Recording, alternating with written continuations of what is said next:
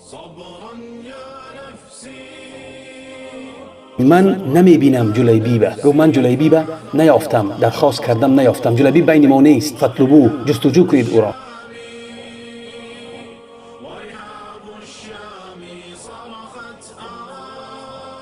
جلیبیب از من است و من از او هستم. صبرا يا نفسي معنا الله ورحاب الشام.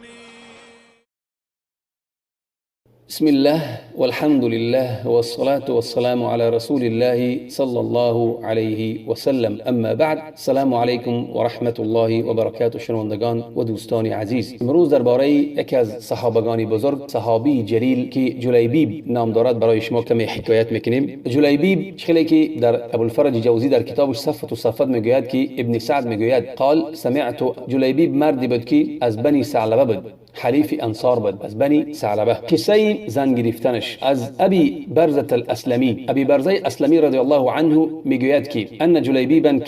کان امرئا يدخل على النساء. جلیبیب مردی بود که در یعنی که با همون چیز زنها میدرآمد، یعنی که در همون جای زنها که بدن میدرآمد، قطعشون صحبت میکرد. یمر بهن و یلعبهن، و پیش آنها میگذشت و با آنها صحبت و چی میکرد، یعنی صحبت میکرد. مردی کم خیلی بگیم کم ترک شوخم بود، میدرآمد و صحبت میکرد با آنها، یعنی که یک دیگه میزد میبرآمد میرفت، مثلا پیش میگذشت. این زنها سخن زدن این پیش از چی بود؟ پیش از امر حجاب بود. خلاص پس فقلت لامراتی، ابی برزه اسلمی گفت که من برای همسرم گفتم که لا يدخلن علیکم جلیبیب، پیش شما جلیبیب ندارد، یعنی جلیبیب من کرد که شما با جلیبیب سخن زدید. خلاص رش داشت، از غیره داشت. فانه ان دخل علیکن، اگر پیش هر آینه پیش شما درآمد، من شما را چی لفعلن، این طریتو میکنم اون طریتو میکنم. خلاص قال وكانت الانصار اذا كان لاحدهم ایم، انصاری ها وقتی که آنها یک دختری برای شوهر دادن داشتند، دختری کلان داشتن برای شوهر کنین، یا که دختری که از شوهر برآمدگی باشد، چیکار میکردن؟ لم یزوجها حتی یعلم، به شوهرش نمیدادن تا آنی که تا پیش پیغمبر می اومدن صلی الله علیه و سلم، و پیغمبر میگفتن که منم خیلی دختر دارم، یعنی که میدیدن که پیغمبر صلی الله علیه و سلم آیا میخواست که همون را زن گیرد یا که نگیرد. یعنی پیغمبر میوندن پیغمبر خبر میدادن آیا پیغمبر اگه حاجتی دارد، نیازی دارد برای زن گیریش، که همه صحابی‌ها و انصاری‌ها یعنی که فخر می‌دانستند که دختر آنها رو پیغمبر گیرد صلی الله علیه و سلم. فقال رسول صلی الله علیه و سلم لرجل من الانصار، پس پیغمبر اکرم صلی الله علیه و سلم به مرد از انصاریان گفت، این حدیث در امام احمد است، گفت که به انصاری گفت که زوجنی ابنتک، گفت دخترت به شوهر ده، یعنی فقال نعم و کرامت یا رسول الله و نعم عینی. به پیغمبر صلی الله علیه و سلم گفت که بله برای من، یعنی که همچون یک گرامی قدر است، یعنی شرف است که برای تو یعنی که به شوهر دهم. و نعم عینی، گفت که و نعم عین، و ای پیغمبر اکرم صلی الله علیه و سلم گفت که ما تو را گرامی قدر می‌دانیم و گرامی قدر می‌شماریم. و معنای که نعم عین ای نسر عینک بها مسرة، ای یعنی که تو را چشم تو را شاد می‌کنیم به همون دختری که داریم برای تو می‌دهیم. پس پیغمبر اکرم صلی الله علیه و سلم گفت که و گمان کردن که پیغمبر برای خود می‌خواهد. پیغمبر صلی الله علیه و سلم گفت که من برای خود نمی‌خواهم دختر شما را. قال فلمن یا رسول الله، گفتن که برای کی پیغمبر اکرم صلی الله علیه و سلم؟ قال لجلیبیب، گفت برای کی؟ گفت برای جلیبیب. جلیبیب صحابی بود که نو قدر بایم بود، بینوا بود و شکلی زیبا هم نداشت. قال پس گفت فقال یا رسول الله، گفت که ای رسول اکرم اشاور امها، به پیغمبر همون انصاری گفت که با مادرش مشورت کنم، یعنی رازگی مادرش پرسم. پس وقتی پیش مادرش آمد، مادر دختر آمد و گفت فقال رسول الله صلی الله علیه و سلم یخطب ابنتک، پس همسرش چی گفت که پیغمبر اکرم صلی الله علیه و سلم میخواد که دخترت گپ زند. زنش گمان کرد که چی برای خودش میخواد. فقالت، یعنی که شرف از برای ما و خاصه ما پیغمبر گرامی قدر و یعنی که چشم شاد نگردانیم گفتن. پس انصاری گفت برای زنش که انه لیس یخطبها لنفسه انما یخطبها لجلیبیب، خاصه به همسرش گفت که پیغمبر برای خود نمیخواهد دختری ما را، ولی او را یعنی که میخواهد برای کی؟ برای همچون همسر برای جلیبیب، همچون زن برای جلیبیب. فقالت اجلیبیب اینی خلاصه گفت که جلیبیب بعد یک عربا یک چی دارن 3 بار تکرار کرد اجلیبیب اینی یعنی که انکار کرد گفت اجلیبیب انکار کرد یعنی صیغه چی است صیغه تعجب است و انکار کردن است یعنی که برای جلیبیب انکار کرد که نه نمیدیم خلاصه همین معنا قطعی قال لا گفت که نه لعمر الله لا نزوجه گفت به الله قسم که چی به شوهرش نمیدیم فلما اراد ان يقوم لياتي رسول صلی الله علیه و سلم وقتی که شوهرش خواست که پیش پیغمبر بیاد یعنی که پاسخ برای او دهد که زنم راضی نیست پیش از اون که خیزد و برود همون دخترشان گفت من خطبنی الیکم گفت که پیغمبر یعنی گفت تو را خواست که برای جلیبیب بدهد پس میگه چی مادرش خبر داد که پیغمبر میخواد صلی الله علیه و سلم برای جلیبیب بعد دخترشان گفت که اتردون علی رسول الله صلی الله علیه و سلم امره گفت آیا شما سخن پیغمبر رد میکنید بین یعنی دختر چقدر ایمان دارد چقدر ایمانی بلند دارد گفت که آیا با پدر مادرش گفت که آیا شما میخواهید که سخن پیغمبر و یعنی سخن پیغمبر رد کنید ادفعونی فانه لم یضیعنی خلاص من راضیم مرا به شوهر دهید هر آینه خلاصه گفت که هرگز مرا جلیبیب خار نمیکند ضایع نمیکند مرا نگاه میدارد به امر پیغمبر اکرم صلی الله علیه و سلم پس پدرش پیش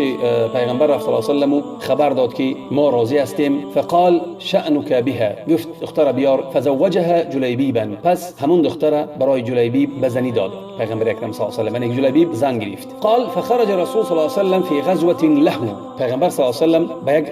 غزوه رفت به جنگ به جهاد رفت پس به غزوه برآمد و از اون غزوه یعنی غنیمتی دریافت کرد بعد چند وقتی از کوتاه زن گرفتن جلیبیب منادی ندا کرد به جهاد با همراهی پیغمبر صلی الله علیه و سلم به جهاد رفتن و در جهاد خلاصه غلبه کردن و غنیمتی به دست آوردن در همون جهاد در اون میدان جهاد بودن که پیغمبر اکرم صلی الله علیه و سلم گفت این حدیث در چی است در حدیث در امام مسلم است حدیث صحیح است حدیث اولینه در چی بود در امام احمد بود خاصه در امام با من از ابی برزه اسلمی ای در امام مسلم ای قصه شهید شدنی که جلیبیب خلاصه پیغمبر صلی الله علیه و سلم با وقتی که غلبه کردن و غنیمت گرفتن و در گرد اطراف صحابگان بود پیغمبر پرسید هل تفقدون من احد آیا یگان کس گم کرده ایم یگان کس از دست داده ایم پس قالوا نعم گفتم بله فلانا و فلانا و فلان خیلی نامبر کردن یک چند نامه پس باز پیغمبر صلی الله علیه و سلم گفت که دین باره پرسید باز یگان کسی را از دست داده ایم یا گم کرده ایم یا که کشته شده است قالوا نعم گفتم بله فلانا و فلانا و فلان باز فلانی و فلانی و فلانی خلاصه باز این باره پرسید یعنی پیغمبر صلی الله علیه و سلم هر یک صحابی را میپرسید اهتمام میداد اهمیت میداد به هر یک صحابی قالوا لا پس باز این باره پرسید آیا یگان کسی را ما گم یا که از دست داده ایم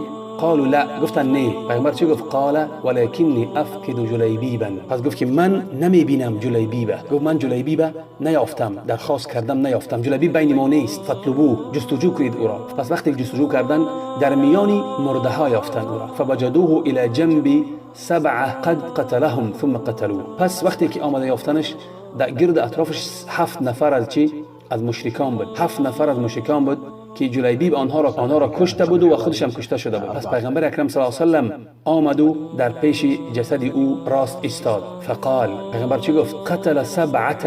گفت 7 نفر را از مشرکان را کشت ثم قتلوه پس اون مشرکان او را کشتند پس چی گفت هذا منی و انا منه گفت این جلیبیب از من است و من از او هستم یعنی که وی در راه روش من است وی در طاعت الله خلی که من در طاعت الله هستم وی مثل من است هذا منی و انا منه 3 بار تکرار کرد که این یعنی جلیبیب از من است و انا منه و من از او هستم 3 بار تکرار کرد قال فوضعه على ساعديه ليس له الا ساعد النبي صلى الله عليه وسلم پس پیغمبر اکرم صلی الله علیه و سلم با دستان مبارک خود جلیبیب از زمین برداشت برای جلیبیب هیچ چیزی نبود که او را بردارد مگر 2 دست و بازوی پیغمبر اکرم صلی الله علیه و سلم یعنی پیغمبر صلی الله علیه و سلم خودش او را با دستان مبارکش برداشت از زمین پس برای او قبری کندند فوضع فی قبره پس پیغمبر اکرم صلی الله علیه و سلم خودش او را در همون قبر گذاشت و ولم یذکر غسلا ولا صلاة و نه او را چی کردن نه او را نه که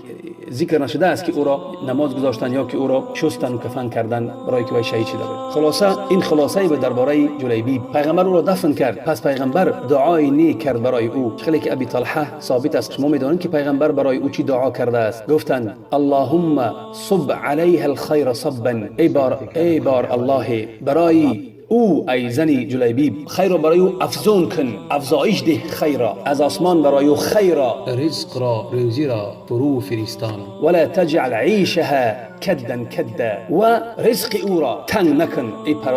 پروردگار. دعای پیغمبر بود. پس الله عز و جل برای او، برای همسرش بعد وفاتش رزقی افزون، رزق با برکتی داد الله عز و جل، که بعد اون کدام زنی که بیشوهر بود از نفقه او استفاده برد، از نفقه همسری جلیبیب. خلاصه ما درباره جلیبیب از روی حدیث ها گفتیم. حدیث امام احمد است و پررگیش و حدیثی در امام مسلم که حدیث های صحیح هستند. و از دعای نیک خودنا را فراموش نگید. السلام علیکم و رحمت الله و برکاته. هذه القصة التي كانت قبل حوالي 4